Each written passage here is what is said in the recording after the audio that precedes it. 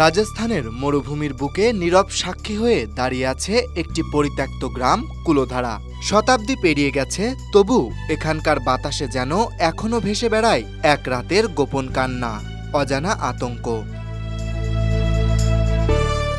জয়সলমের শহর থেকে প্রায় 17 কিলোমিটার দূরে অবস্থিত এই গ্রামে একসময় বাস করত পালিওয়াল ব্রাহ্মণদের একটি সমৃদ্ধ জনগোষ্ঠী। কৃষিকাজে দক্ষ, বাণিজ্যে সফল একটি গোটা সম্প্রদায়ের দীর্ঘদিনের বসবাস ছিল এখানে। তবে আজ সেখানে শুধু ভাঙা বাড়ি, ফাঁকা আঙিনা আর নির্জন পথ। কারণ প্রচলিত আছে, মাত্র এক রাতেই গ্রামটি জনশূন্য হয়ে গিয়েছিল। প্রায় 6000 জনেরও বেশি মানুষ তাদের বসতবাড়ি, জমিজমা সবকিছু ফেলে রেখে কোথায় যেন অদৃশ্য হয়ে গেছিল। সময়টা ছিল 1825 সাল। কুলোধারার সাথে জড়িয়ে রয়েছে নানা রহস্য, লোককথা আর অতিপ্রাকৃত কাহিনী।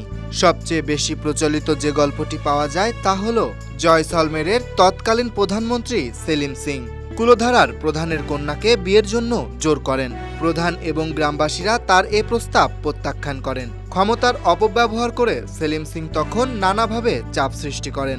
এরপর গ্রামবাসীরা সিদ্ধান্ত নেন, সম্মানের জন্য তারা গ্রাম ছেড়ে চলে যাবেন।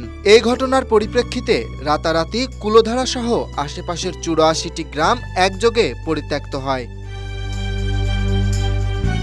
গ্রামবাসীরা চলে যাওয়ার আগে গ্রামটিকে অভিশপ্ত করে গিয়েছিল, যেন আর কেউ এখানে কখনো বসবাস করতে না পারে।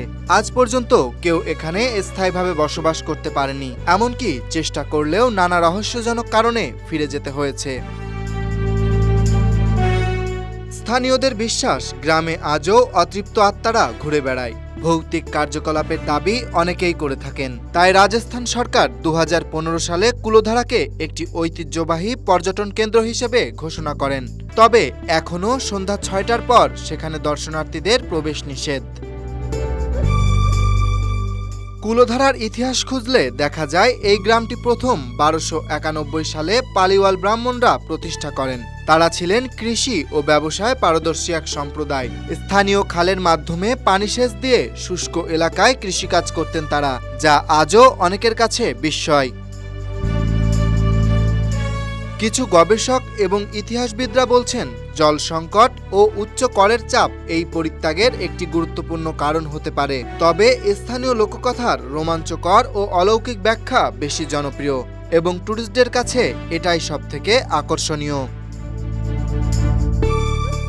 Dhaka express news desk.